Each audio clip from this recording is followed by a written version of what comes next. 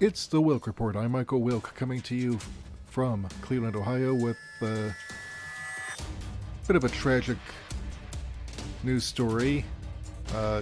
Buffy alumnus Nicholas Brendon charged with felony domestic violence.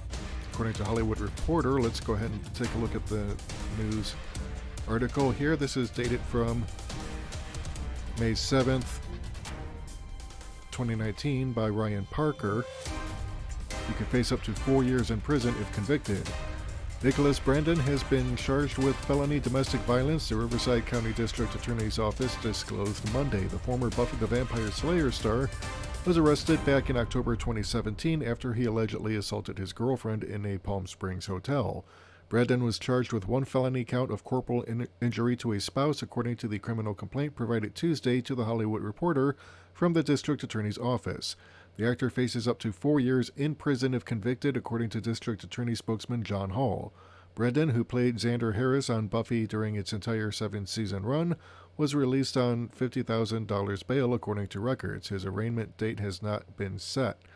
Brendon has had a number of run-ins with the law in the past, including being arrested on suspicion of vandalism, grand theft, and criminal mischief. A representative for the actor did not immediately respond to a request for comment. So yeah, I mean, this is just kind of sad, because I was a fan of Buffy the Vampire Slayer during its entire television run, along with Angel, its spin-off. Nicholas Brandon's Xander Harris was one of my favorite characters. He was a guy who typically was the third wheel, seldom taken seriously, at first until, later on in the show. Usually saw more than what people gave him credit for, having the perceptive ability to call. So, so I just, kind of identified with him quite a bit. And it's sad to see that he's unable to, work through his issues, because he has struggled with alcohol and other substances. And, he's had a tough time finding work after Buffy the Vampire Slayer. I mean, some actors, after they've been on a popular show, they end up getting typecast, and, it kind of ruins their careers in a way. Just ask many of the surviving cast members of Star Trek. They had a number of issues trying to find work outside of their roles on Star Trek, just because the show developed such a cult status that they couldn't really break away from it until many years later. So, and unfortunately, Nick Brendon is one of those actors who just ends up in that situation. I mean, because Allison Hannigan, who played Willow, she's been on How I Met Your Mother and the American Pie movies. You had Eliza Dushku. She's gone on to other things. Angel David Boreanaz, he was on Bones for many years. So, I mean, these actors were fortunate enough to go on to do other stuff, but Nick Brendon, unfortunately, no. And I suspect it's taken its toll on him. So, but, I don't know if prison is really where he belongs. I don't know the details of the case, if it's as bad as they're saying, if it's taken 2 years to actually charge him. I don't know, because the thing about celebrity justice, if you can call it that, more like celebrity injustice, is that it's actually typical that it comes down harder on celebrities, unless you're like Jesse Smollett and you have a ton of connections. But usually, if you're someone like Nick Brendon or Winona Ryder, you don't get off so easily. So this is,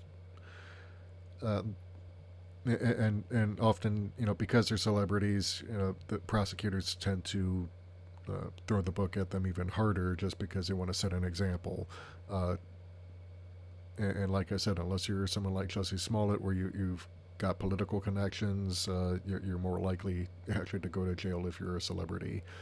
So, especially if you're a celebrity like Brandon, who's fortunes have not fared so well.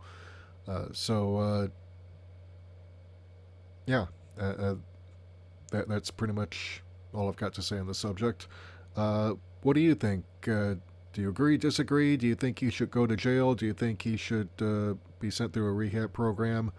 Do you have more details on this case than I do? Because I'm just kind of reading about this now, and don't have all the information I probably should to render a more conclusive judgment. Because like I said, I don't know the exact nature of the crimes he's charged with.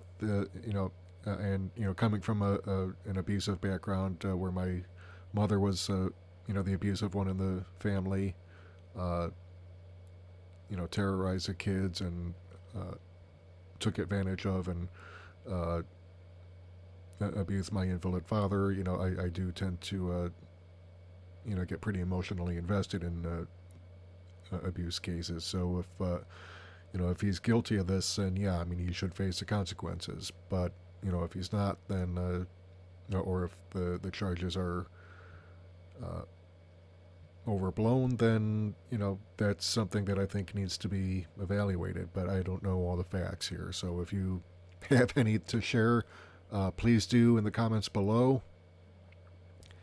If you like what you've heard and you want to hear more, hit the subscribe button and the bell icon to receive notifications whenever we upload new content. And if you want to help support the channel, keep the lights on, help us bring you bigger and better content, head over to our Patreon or Subscribe Star page. Can be one or the other, doesn't have to be both. Although if you want to do both, I'm not going to stop you. Anyway, until next time, this is Michael Wilk for the Wilk Report saying take care, good night, I'm out.